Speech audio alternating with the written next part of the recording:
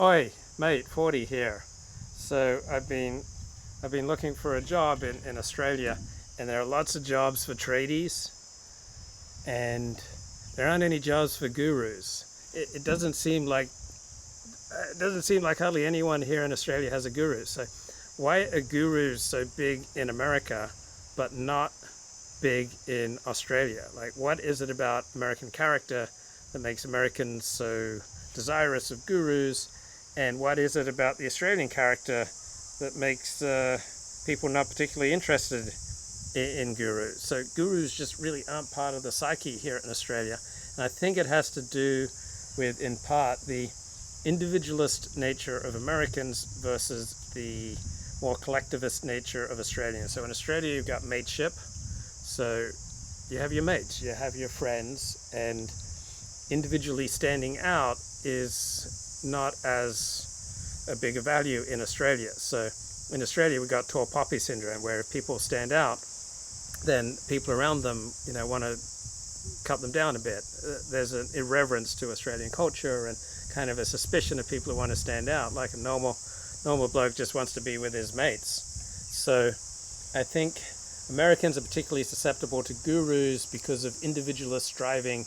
There's much more of an ethos of, anyone can be you can be president of the United States, you can accomplish anything you want, you can go for your dreams, you can start that business, you can, invent something that will change the world, you can lead a social justice movement, you can accomplish anything, the sky's the limit, you go for it.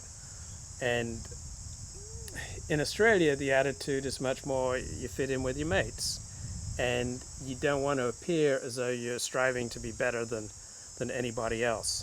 So there's this great podcast that I love, Decoding the Gurus. It's a couple of academics. So one bloke is Australian. All right, he's a psychologist at the University of Central Queensland, which is they've got campus 30 minutes drive from here, and other campuses in Central Queensland. And then there's another bloke who's an Irishman who's an academic in Japan. He's an anthropologist and psychologist, and they do this great podcast, Decoding the Gurus, about people like Jordan Peterson, Sam Harris, Michaela Peterson, Jordan's daughter, who's into the wonderful world of meat. And they interview people like Stuart Ritchie, who helps to decode gurus, COVID skeptics. They do a lot of stuff on the COVID skeptics. Jordan Hall, superficial pitter-patter on the neocortex. They've interviewed Sam Harris. So anyway, all these gurus are big in America, and they have a much smaller following in the United Kingdom and Australia. So you don't hear in Australia people saying, oh, my pastor says, my therapist says, my yoga teacher says. Like, I'm asking around, people can't even think of anyone who joins a cult. So why Americans so much more susceptible to joining a cult and Australians not? So I think it has to do with the individualist versus collectivist attitude. So Australia's not as collectivist as Japan, but it's more collectivist and cohesive, more group-oriented, more community-oriented than America. So in America's individualist outlook, I think a lot of people get disconnected, and if you get disconnected from family and you get disconnected from community and friends, then you can have a desperate need for meaning. So a normal person doesn't have a desperate thirst for meaning. But if you don't have normal level of human connection, you're going to have a desperate thirst for meaning, and that's going to leave you wide open for cults, for conspiracy theories, for superstition, for all sorts of nonsense, and a desperate need for a guru. And this is not something that I'm above and beyond. Like, I have felt at times in my life, a desperate yearning to join a community, which you could call a cult. I'm a convert to Orthodox Judaism, and many people would regard Orthodox Judaism as a cult. And I did Kundalini yoga for 2 years. It was a wonderful, loving community. So that intense love and bonding and human connection that you get from joining a cult, I am not immune from that. I find it very attractive as well. So when people don't have normal human connection, they thirst for connection. They'll find it through cults. Then if they can't find it through connecting with people or a concrete community, they'll find it in making sense out of life. They'll start reading meaning into all sorts of things where meaning's not there. And so QAnon exists in Australia, but I think it's much less intense than in America, because I think Australians have less of a need for ultimate meaning because they have mates. Right? Most Australians are part of a community, and they have more connections and stronger connections. So one thing I love about being in Australia is the quick bonds that you form with people, the human connection, the mateship circle. And life is not lonely if you're a normal person in Australia. And so when you have your mates, when you have family and friends and community, you don't have that desperate need to read meaning into all sorts of events where objectively meaning is not there. And so you're a normal person, your life revolves around your family, your work, your community, your mates, your hobbies, and you don't need to get into grand conspiracy theories. So one thing that struck me about Australia is the near total lack of gurus. To the extent that Australians follow any gurus, it's in that kind of self-deprecating, not too serious. It's like, oh, I heard Jordan Peterson say, or I heard Sam Harris say, or I heard, Pastor Tim Keller say, but it's not nearly as serious, because I don't think Australians, generally speaking, compared to many Americans, have that desperate need for connection to a guru. They don't have that desperate need to make sense of the universe. They don't have that desperate need to read meaning into political or business. In Los Angeles, you want to stay inside due to unknown criminals and madness and bad temper and all the homeless and the drug addicts. Yeah, so I'm here in Tenham Sands, Australia, and no help wanted ads for gurus here. A lot of help wanted ads for tradies, but don't see anyone with that desperate need for meaning.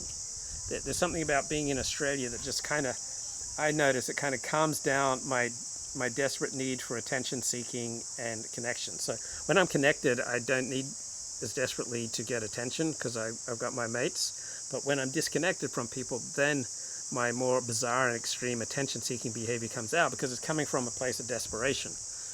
And whenever you're desperate, whether you're desperate for meaning, desperate for attention, desperate for connection, you're going to make a lot of really bad judgments. And so in Australia, you got your mates, and you got community, and you feel at ease with the people around you. Generally speaking, there are lots of opportunities to connect in groups, clubs, sporting clubs, life-saving clubs. And so I just don't see that same need for gurus. Like self-help, there's self-help in Australia, and like particularly if you're in sales, you want to go to seminars, but it's not as intense. You should do outback spiritual walkabouts. Yeah, I'll start my own walkabout. So, I mean, Australians read self-help and listen to self-help, but I'd estimate, my guess is maybe 1/4, 1/3 as intense as the States. Maybe Australians aren't as entrepreneurial as Americans, so they're less likely to take the Tony Robbins seminar. I mean, if you're in sales in Australia, then you'll read that. So I have people close to me who got into sales for a few years in real estate, and they read things like Dale Carnegie's How to Win Friends and Influence People. That's a very American book. Like, there are Australians who read it, but that sort of book primarily comes out of America. Like, who was that bloke, Benjamin Franklin, who wrote one of the first self-help books back in the 18th century. So you'll notice that almost all the self-help gurus come out of America. Is there a big fishing industry there? There is a big fishing industry there. And so let's have a look at the beautiful ocean out there. So yeah, a lot of fishing, and there are like fishing campouts here, party fishing boats, yeah. So you want to do some fishing, then central Queensland's your place.